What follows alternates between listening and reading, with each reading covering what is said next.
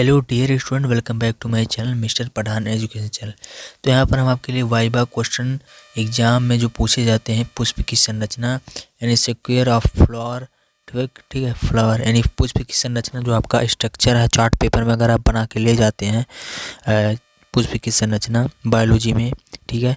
तो बायोलॉजी में chart paper में अगर पुष्प की संरचना अगर आप बना के ले जाते हैं क्लास 12th वाइवा में, तो फुल डिटेल यहाँ पर इस वीडियो में मिलने वाला है। पुष्प की संरचना का किस प्रकार से एग्जामिनर आते हैं और यहाँ पर चार्ट पेपर से क्वेश्चन पूछते हैं पुष्प की संरचना स्ट्रक्चर ऑफ फ्लावर, ठीक है। चलिए वीडियो को स्टार्ट करते हैं। Board exam practical exam viva, ठीक है।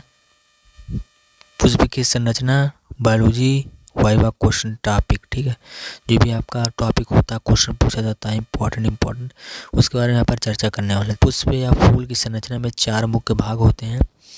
पुष्प यानी जो पुष्प की संरचना होता है उसमें मुख्य 4 भाग होते हैं। बाह्यदल, पंखुड़ियाँ, पुंकेसर, ये 3, ठीक है, और अंडाशय, ये 4 भाग हो गए। फिर अगला, ठीक है, ये 4 भाग हो गए। फिर अगला क्वेश्चन देखते हैं। अगला यहाँ पर पूछा गया है इन चक्रों में, और ये जो चक्र होते हैं कैल्किक्स, क्लोरा, एंड्रोसियम और यहाँ पर देखते हैं अगला ग्लाइनोसियम, ठीक है। ये 4 हो गए इसके चक्र। अगला, इन चारों भागों को 4 चक्रों में बांटा जाता है। ये जो 4 भाग थे इनको 4 चक्कर में बांटा जाता है। कैल्किक्स, क्लोरा, एंड्रोसियम और ग्लाइसोडियम, ठीक है, ये भाग हो गए। अब यहाँ पर देखते हैं इसकी स्ट्रक्चर, इसका जो है पुष्प संरचना का यहाँ पर चित्र। पुष्प संरचना आपको यहाँ पर चार्ट में ऐसे बनाना है, सेम टू सेम, कोई दिक्कत नहीं है, ठीक है। और ये जो निचली भाग है इसका, इसको कहते हैं स्पेल, इसको थैलमस, ओवरली, कोलर्टल, पेटल, ठीक है, अंतर पोलन स्टेल, ठीक है, स्टिग्मा ऊपर वाले भाग को कहते हैं। तो इसी को पूरा मिला के पुष्प की संरचना पार्ट ऑफ फ्लावर, ठीक है। अगला क्वेश्चन देखते हैं। अगला यहाँ पर पूछा गया है पुष्प के इन भागों का कार्य। पुष्प में इन भागों का कार्य क्या होता है? तो बाह्यदल और पंखुड़ियाँ और गैर प्रजनन भाग में होता है। ये तो प्रजनन भागों की रक्षा करते हैं और परागकणों को आकर्षित करते हैं।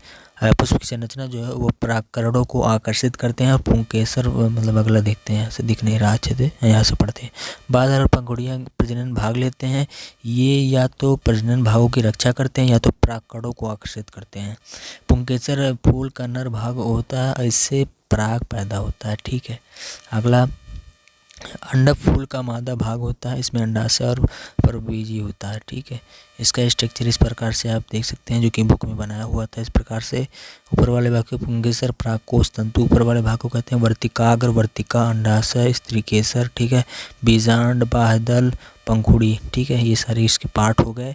अब यहाँ पर लास्ट हमारा टॉपिक है बीज निर्माण की प्रक्रिया। परागकोश में उत्पन्न परागण हवा, पानी या जंतु द्वारा उसी फूल के वर्तिकाग्र परागण या दूसरे फलों की वर्तिकाग्र परंपरागण हस्तांतरित होते जाते हैं, ठीक है।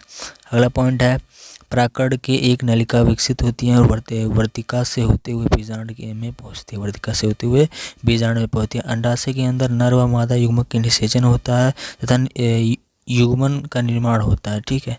अगला क्वेश्चन मतलब देखते हैं पॉइंट।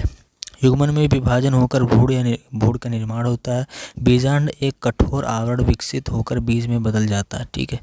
अगला हमारा लास्ट पॉइंट है अंडाशय फल से बदल जाता है तथा यह फूल के अन्य भाग को झड़ जाते हैं, ठीक। ये हमारा था पुष्प की संरचना कुछ इंपॉर्टेंट टॉपिक, जो कि अगर आप बना के ले जाते हैं चार्ट पेपर में तो ये इससे बाहर आपको नहीं बताना है, इससे बाहर क्वेश्चन नहीं पूछा नहीं जाता है। तो मिलती है इसी प्रकार के नए टॉपिक के साथ, तब तक के लिए थैंक यू।